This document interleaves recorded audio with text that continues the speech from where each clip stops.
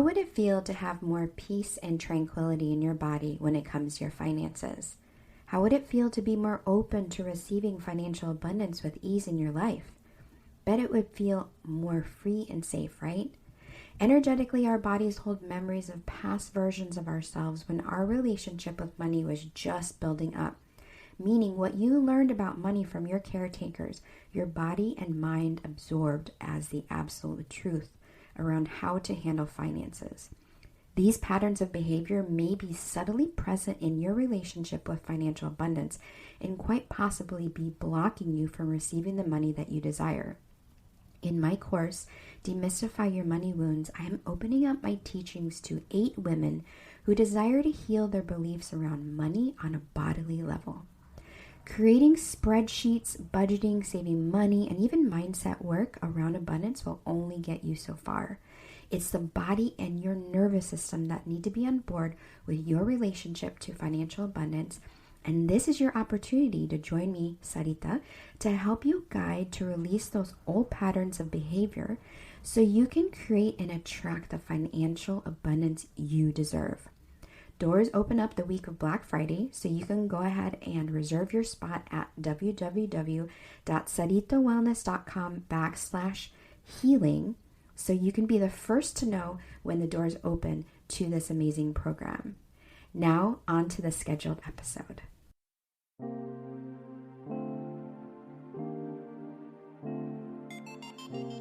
Hey there, I'm Sarita, and you're about to experience the modern approach to well-being where you get to establish the best and most important relationship you will ever have, the one with yourself. I'm on a mission to help you declutter energy and reclaim your power so you can be a magnet to what you desire. If you're looking for the optimal blend of mindset and healing, you're in the right place. My goal in this podcast is to share tools, resources, and practices that will help you along your healing journey. I'm so excited to be here with you today, so welcome to Back to Here with Sarita. Let's get started. Hey there, lovely soul. I am so happy you are back here today with me, your host, Sarita, for another episode of Back to Here with Sarita. Let me just start by saying a few things that I'm totally blown away with right now. First, that we only have 6 weeks left in 2023. I can't believe it. I don't know about you, but some parts of this year dragged by, and then there are other parts of the year that just flew by.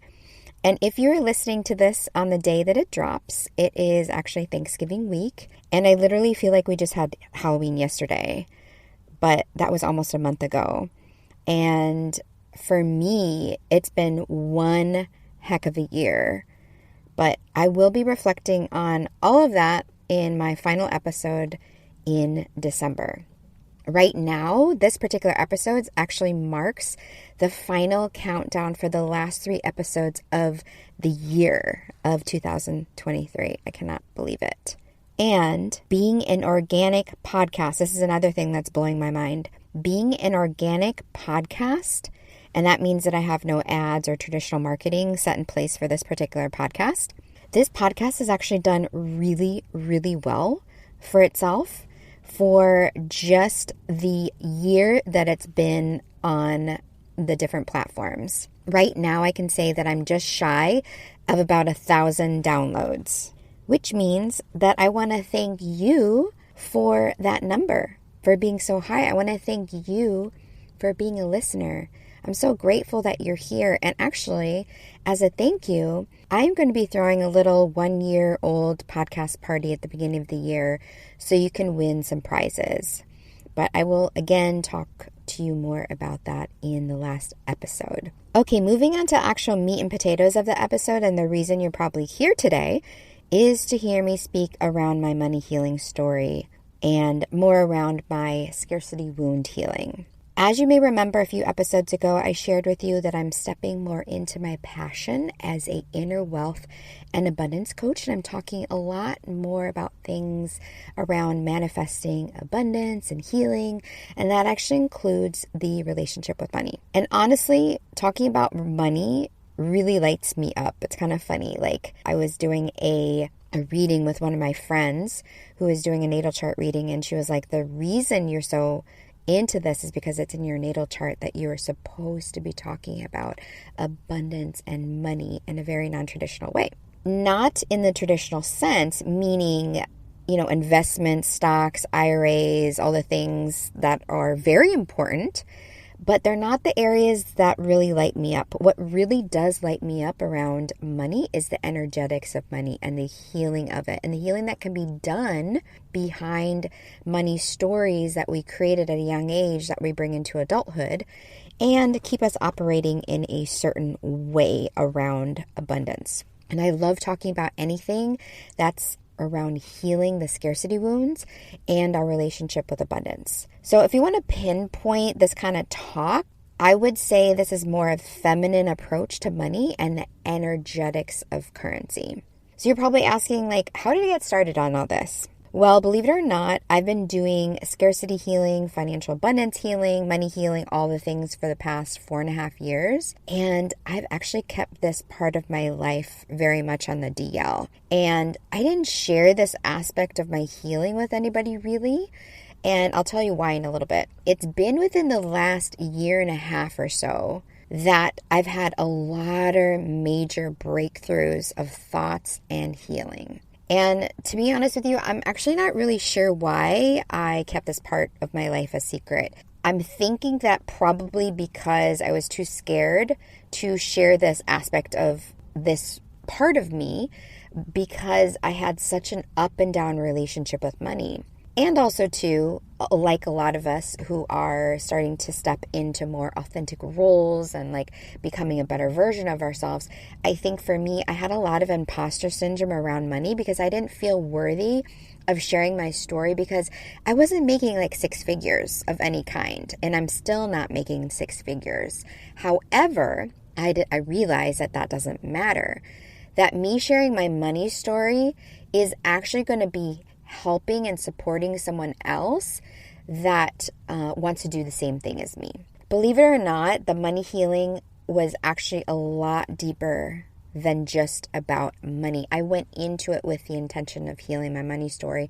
However, it was a lot deeper, and it had to do with scarcity wounds that had a lot to do with love and deeper than that, and beliefs around all that. And so it's crazy. The deeper I go, the more I realize that these two things are intertwined. Things about money and love, which are actually two of the big kind of taboo subjects that a lot of people don't really talk about, and that there are more people that are talking about these things. So the deeper I go, the more I literally see that everything is just so interconnected. Okay, so let's start talking about my money story. What I'll do is I'll begin telling you a little bit about my upbringing, and then I can share with you the stories that were created around that when it comes to money. And then the next part will be about what I've done to actually heal myself from these beliefs that I've created. And before I get into this, you probably are asking, why am I sharing this part of me with you? Money in general, if you think about it, if you like it or not, is a big important factor and is all around us, and in fact does impact majority of decisions in the world, from very small everyday transactions that you and me do to the corporate world, to companies that are ginormous like Amazon, and then transcends into things like world leadership. Everything is affected by the currency of money. We know it's circulating around us all the time, everywhere all the time. So that being said, it is a huge impactor on how we lead our lives. With everything, we need to have a healthy relationship with it because it allows us to better understand it and ourselves. Okay, so if you've heard from my previous episode, I'll just kind of step back in time a little bit. I was adopted at 3 years old by a single mother, and my mother was a teacher for years before she retired. I grew up in the Midwest in the 80s as a young thing, and I didn't really understand at that time, at a very young age, that my mother struggled. I saw things as a young child that permeated into my mind and my body, which I'll explain a little bit later, that I realized that at the time, I let it permeate and soak in. But it was later on that I realized some things. But I had no idea as a little kid that we were basically, I wouldn't say poor, but very stretched. And so I have memories of my mother taking pennies and putting them in rolls of boxes, pencil boxes. She used to save old clothes to use as rags. She clipped coupons. We would go to the dollar movies. We would bring our own snacks everywhere. And I do have recollections of my mom, hearing my mom say to me when I wanted something, when I was maybe pointing at something in the store that I wanted, she would reflect back to me and say, you don't need that. Or seldomly, but it was said, we don't have the money for that. Or that's too expensive. And as a kid, I didn't really think about that, that much. I was just wanting that thing that I was pointing at in the moment. We just ended up moving on. Like she would distract me with something else. All those actions and those words, however, planted a lot of seeds in my mind and my body as I grew up. So going into elementary school, I went to a very prestigious school in St. Louis where I grew up, and it has a lot of history. And many families in the area had generational wealth, went there. And to this day, I really don't know how my mom afforded that school. Most likely I had some sort of financial help.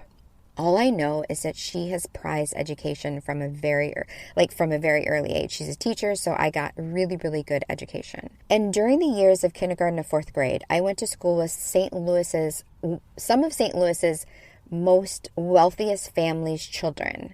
And boy, did it really start to sink in when I hit around 9 years old, 8 and 9 years old. I started to notice the girls in my class wear nicer clothes than me, and pretty much on a monthly basis or every other month basis, I was invited to a birthday party in a mansion. And I remember the first time we drove up to one of the houses in Ladue, my jaw literally dropped because they had a pond in their front yard with a paddle boat. They had a swimming pool. They had their own library.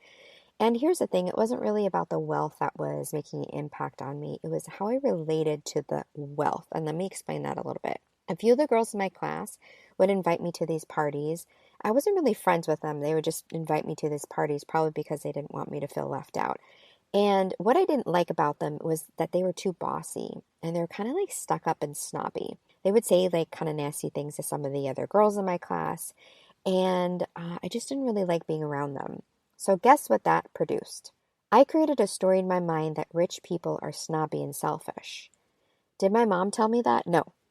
She told me the opposite. She would tell me that the people that were sitting outside their homes, not working, were losers because they were on welfare. But she never told me that rich people were, snobby and all that. That was something I created in my own head. And so the story I created from that, both those two drastic different experiences, if rich people are snobby, this is the story I created in my head. If rich people are snobby, then people that don't want to work are losers. I must work really hard not to be a loser, but I don't want to work. I don't want to become too rich because that equates that I would be snobby. See what occurred? So fast forward, I continued to grow. I changed schools, and I was so lucky. I was so fortunate that I remained in private schools pretty much my whole upbringing. And so I was exposed to a lot of different families, experiences where there were two-parent incomes. I was exposed to my counterparts, students who would get cars and computers for their birthdays. I was exposed to people that were my counterparts, the students at my school that would get Europe vacations. Meanwhile, I started working at the age of 13 to provide or help provide money for my upbringing. It wasn't until I got to junior high that I could tell that we were really not that well off at all. My mom was always stressed out about everything. Being a single parent, being the breadwinner, having to raise 2 kids on her own, the whole deal. And so during my summer and Christmas holidays, I would be sent off to my grandparents' house with my sister to be taken care of so she could catch up. And as a teenager, I was expected to work. But honestly, I never saw the money. I would be working and I would hand over my paycheck to them to help them. And it was expected that I was to make money. And it almost felt like I was making ghost money because I never saw the money, but yet I was working really hard. I was working really hard starting at the age of 13 to help provide for the household. And I was working really hard to get good grades in life. I was really working hard at life in general. And another thing that wasn't necessarily related to money, but it still had to relate to the aspect of working, is that I was told on multiple occasions by my white mother, you need to work harder because of the color of your skin. And I mentioned this in one of my podcast episodes, that actually instilled in me this deep-seated belief, this deep-seated like belief and thought and story that I have to work really, really hard for what I want and what I desire. Because I was told starting at such a young age that I have to work harder because of the meat suit, because of the color of my skin.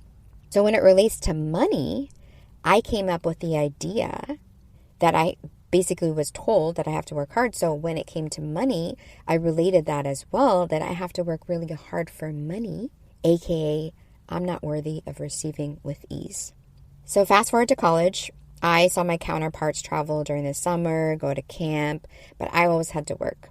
And don't get me wrong, I had really, really enjoyable summer breaks. Like I had some really, really good memories, but they were always centralized around having some sort of job. And again, I would never see the money. In fact, I hardly have any recollection of cashing the checks myself and keeping the money. So what that created in me was a couple things. It created a byproduct of someone who was really jealous of other people that had more than me, because I never got to see the money. I got to see them wear nicer clothes, drive nicer cars, like have more fun experiences than me. And I didn't get that. So I started to feel really insignificant. This didn't help when social media came out, because I developed this problem even deeper of almost coveting other people and what they had. Also, it developed in me the sense of like feeling like I didn't have enough. It created this scarcity story in me that I didn't have enough and I would never be happy. I don't ever remember talking to my mom when it comes to money, or my grandparents. It was something that wasn't really discussed. However, when I turned 22 and moved out on my own, I was somehow supposed to figure it all out. I do remember one time my mother showing me how to write a check. And she did say a handful of times to me, especially after I moved out, that credit cards are bad and to never be in debt. So I saw my mother pay cash for everything out of stuffed envelopes, and she would bring her coupon box to the store, which like honestly as a teenager was like super embarrassing. And when I moved out on my own at the age of 22, I decided to take on all that stuff as my own, because that's what I saw my mother do. So at 22, I threw everything that I owned into the back of my Ford Taurus and drove to California, where I would start my new life. And so the family that I was living with for the first year or so were pretty well off. Like the dad made the money and the mom was a stay-at-home mom, and something that I never had the luxury of experiencing. They were so kind. They treated me as one of their own kids, but it also evoked a lot of uncomfortableness for me, because their lifestyle was not what I had grown up with. And so when I finally moved out and started to pay rent on my own, I became a slave, literally a slave, to the paycheck. And I became a paycheck to paycheck liver. And that lasted up until almost 2018. So almost 2 decades worth of being a slave to my paycheck, and also living paycheck to paycheck. In my late 20s, I had debt collectors call me on the regular. My phone would go off every single day. I remember creating a profile for them on my phone as CC, credit card. So anytime I saw, if it was a 1-800 number, at that time, I think AT&T didn't have block number options. So it would just come up on my phone as CC, and I knew not to answer it. Not only did I live paycheck to paycheck, I also got into paycheck advance cycles. I shared this back in my stories on IG back in September, and it was a real challenge to share this aspect of me, but the more I share about it, it doesn't sting so much. I used to take out, and this was in my late 20s, early 30s, I used to take out payday loans, sometimes 2 to 3 at a time, to pay my bills. And when those came due, I would have to take out more just to pay those loans off and to pay my bills back. And if you don't know anything about payday loans, they are insane. They charge 500% in interest, and they literally eat your money. During that time in my life, I felt like a complete failure. I had seen how my mom had been so frugal with her money and, paying money, like paying things with cash in her envelopes and cutting coupons. And I would hear her say things like, I would hear it in my brain, I would hear her say things like, you should never be in debt.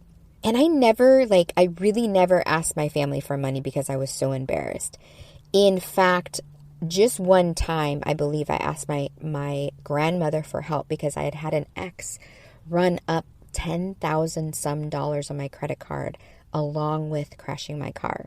Not only did I have my own money problems, I had attracted someone into my life who had worse money issues than me. It was insane. So if you can imagine, everything that I'm sharing with you has created a massive amount of wounding for me around my money. And something else that impacted my relationship with money is that I'm adopted.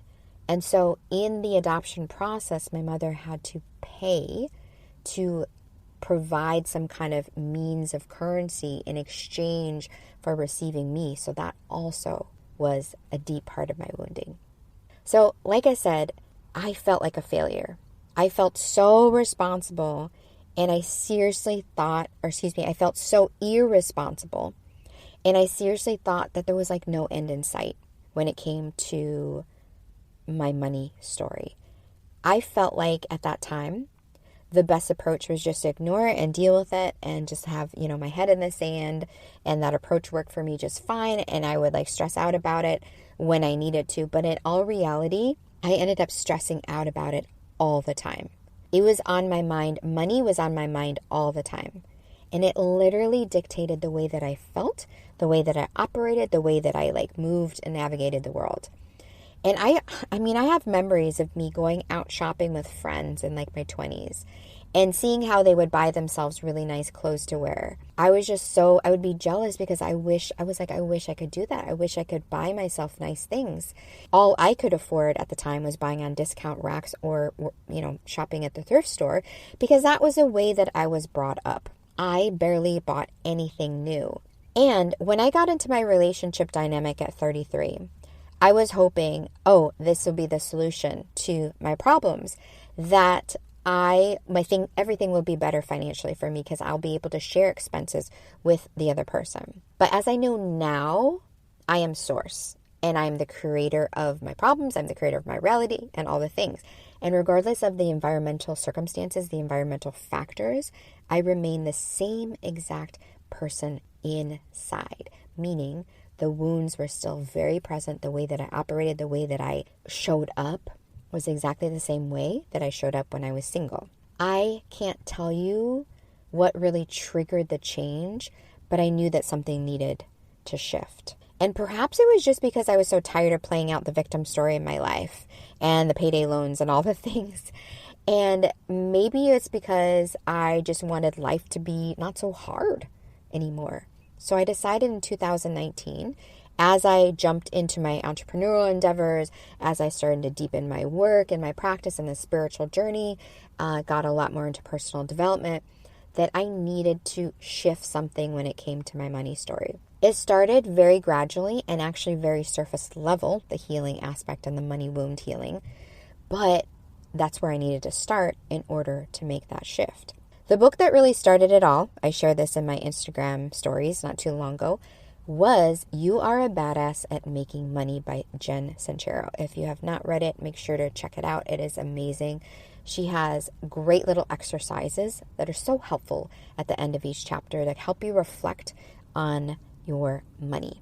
She basically helps you realize, this was my takeaway because I look at things a little bit more spiritually.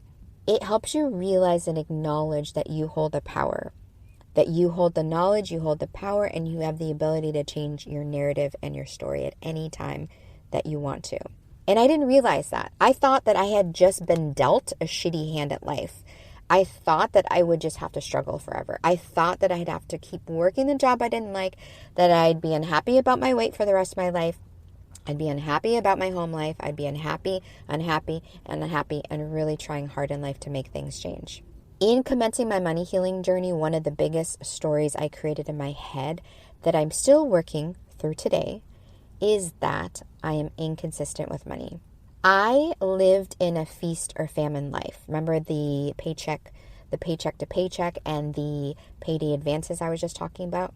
I had money, then I didn't have money. It was as though money would come in and leave me pretty immediately. Like those payday loans, I would have money when it hit my bank account, and I would have to pay my bills and then maybe pay other stuff. And then I never got to see like the fruits of my labor. So basically it was money in, money out. And I never really got the money to buy the things that I really, really wanted. And so I was deeply rooted in this belief or story that money comes and money goes. And I have a roller coaster relationship with money. And when that came to light, when I had that aha moment, I started to look at the relationship that I had with other things outside of money. And you know what I found? I realized that I'd had a roller coaster relationship with my mom. I manifested love relationships that were very unsteady and quite the roller coaster. I even saw within my relationship with myself when it came to my physical weight that diets, I would just yo-yo back and forth with my weight. The biggest epiphany that I had was that it wasn't just around my money story. It was my life story, this roller coaster relationship.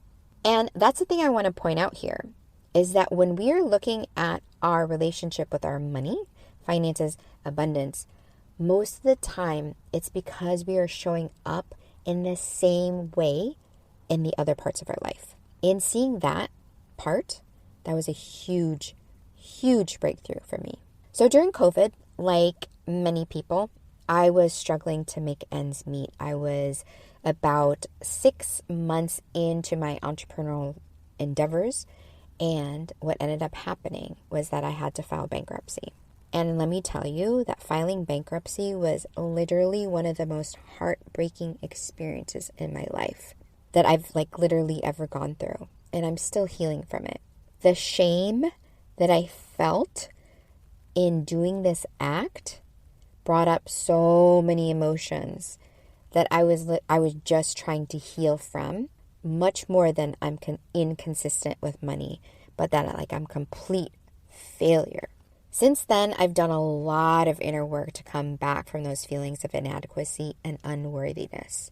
At that time, I started my money journals back in 2019, and I would reflect on anything around financial abundance, money, finances, all the things. I would write down celebrations of wins. I'd write down reflections of things. I recorded breakdowns. I recorded breakthroughs. I went through 1 year of a money boot camp that allowed me to see deeper levels of my patterns, where everything stemmed from. And during that program, and things that I've taken away now from that program and utilize in my life, that are healing practices that I use on a very consistent basis with myself and I use with clients, are things like tapping, which is AKA emotional freedom technique. That's the tapping that you do on your meridian points to signal your body and your brain that you are safe. And I've utilized deeper practices like breath work to help heal myself as well. This brings me to what it is I want to share with you today around the healing aspect of abundance. The journey here has not just been becoming better or more responsible for money, right? That was a byproduct of the actual healing that I did. Yes, I got more responsible. When I realized that pattern that I'm irresponsible with money, not only was I doing the inner work to help heal that money story or that relationship story, but I also took action in getting better at budgeting, putting money aside, investing, creating those money habits that a lot of money coaches talk about. Yes, the mindset work is really important. Having healthy money mindset and relationships, and reading helpful books like Rich Dad, Poor Dad, feeding your mind and nourishing it. That's a big, big game changer, right? Really, really important when it comes to your relationship with money. That's a huge aspect of what a lot of money coaches or coaches are teaching you. So the action-based things. But for me, doing that aspect of it, which is really, really important, the mindset work and all that, the biggest changer, the biggest game changer for me when it came to my money healing was creating safety in my body around money. Don't get me wrong, I love mindset work. And I have done mindset coaching now for the last 5 some years, being coached and being a coach around mindset. And it's been a huge impactor. Also, the biggest impactor, and the reason I call the podcast the name that I call it, is because it's coming back to yourself, back to here, back to your breath, back to your body. The body is the wisdom and the knowledge. When I coach people and I notice that they're feeling like outside of their body and help them to feel more into their body, because we naturally are not taught this at a young age. We're not taught to be in our body. And I've had clients in sessions where I can tell that they're having out of body problems. So I bring them back by doing some stabilizing breathwork techniques to help them get a more centralized space to a more centralized space and back to here. My breathwork practices have helped me regulate my nervous system so much, and it's helped me stay so much more aligned in my body that I feel safe. And so it doesn't feel like it's just the shell that's carrying me around in this lifetime.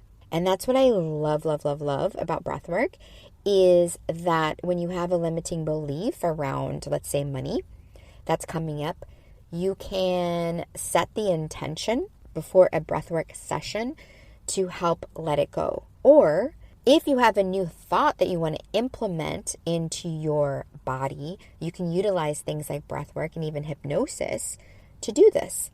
Hypnosis, another healing modality that has been a large game changer for me when it comes to my money healing story.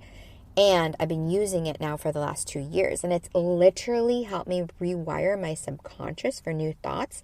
And what I really love about it is it penetrates the mind and the body, but also it's like super relaxing and you literally don't have to do anything. With breathwork, of course, it's intentional, so you actually have to be present and be doing all the breathing yourself. But what I love about hypnosis is you just lay down and you listen to a track and you don't have to do anything else. The biggest point that I want to convey here, and that I was literally talking about recently in my IG stories, is about the relationship. With any type of relationships, there are emotions created and produced from us. Any type of relationship, emotions are going to be evoked and produced. And being in a relationship to your money is one thing, but being in a relationship to the emotions that are evoked from the relationship with your money is even more important. Just like your relationship with yourself is important.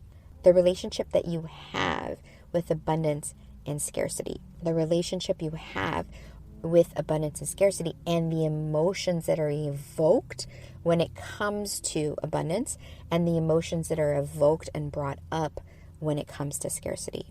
I want to remind you that the wounding is not your fault. Your scarcity wound is not your fault. And as I mentioned in my day 1 of the Activate Your Inner Wealth and Abundance workshop, it is not your fault that scarcity runs in your story. We have absorbed from our caretakers, from school, from society at large. We're thrown images and stories and entertainment around scarcity and money. And so, all of that is permeated literally in our bodies, in our brains. And so the scarcity story is not your fault. But what is your responsibility is healing that part of you. Creating a long-lasting, healthy relationship that is rooted in safety. So not only does your mind know that you're safe, but your body knows that you're safe. I'm going to throw a little science at you right now. Believe it or not, your body holds a lot of wisdom and a lot of trauma. We know this. With somatic practices, with polyvagal theory, did you know that 80%, okay, we process a lot of information every single day.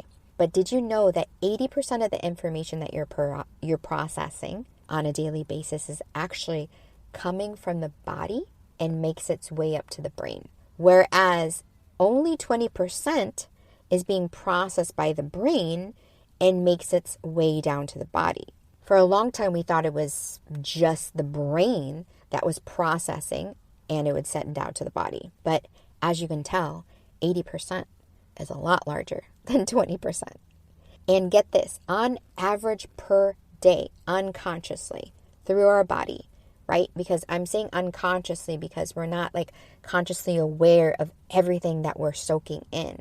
Like things like energy, all the things around us, like technology, of course, is a huge impactor on this, but also just in general, like being in every single circumstance in the day, if you think about it, in your home, when you go out, when you go to work, and all the things, wherever you are, social events, that your body unconsciously is processing on average. Get this number, write it down. It is insane. On average, your body is processing 660 million data points per minute.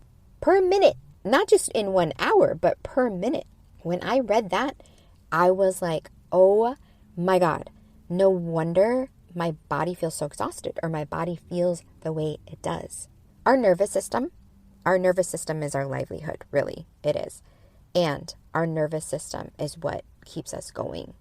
I mean, the other parts of our body, of course, the blood and the heart and like the brain and all that stuff. But our nervous system function literally, and one goal is to keep us safe. So if you're not creating safety within your body and your mind around things that you really want, let's take money as an example. If you are not creating safety in your body and your mind, go back and reflect on that 80% and the 660 million data points that you are absorbing every single day.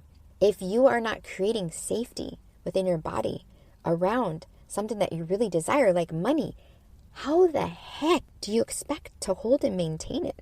Because remember, your nervous system is there to make you safe. This is why healing is so important when it comes to the body around abundance and our relationship with money.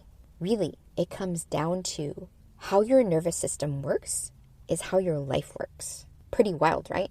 So talking about all of this stuff like really lights me up. I don't know if you can tell I'm like super lit up about this because it's like so exciting, but it's so important. And because I've gone deeper in this area recently, because from a bodily aspect, I wanted to share with you something that I'm launching in January 2024. You can actually save your spot right now. I am creating my first group coaching program where you can do everything that I shared with you on my healing in this episode. You can create a safer abundance story. You can create a deeper loving relationship with yourself. And you can create a deeper and loving relationship with money. You can heal wounds around scarcity in all the ways, in the somatic ways, where your body will be on board with your new story, not just their mind. The uncovering and delaying of your money wounds will be in a 6-week group coaching container called Demystify Your Money Wounds. In this program, you'll get the opportunity to be with other people who share the same wounding, and you'll get to experience the collective healing as well. So basically, when someone has a epiphany moment or aha moment, you can vibrationally feel that within the container as well. You'll be utilizing, which include modalities like the EFT tapping that I shared with you, the hypnosis, the breath work, all in which you can penetrate the layers so much deeper to your subconscious for the healing. So this week, Thanksgiving week, the doors will open at a very low price through Cyber Monday, and that price will go back up again. And if you've been wanting to do anything around money healing, scarcity wound healing, and now is your chance, because 2024 is a great way to kick off that part of you. As I mentioned before, the healing isn't just about money. That's the cool thing. It's not just about your relationship with money. In fact, it's about your relationship with yourself and those things around you. If you have the intention of healing the money story, that's amazing. That'll actually be a byproduct of what we're doing.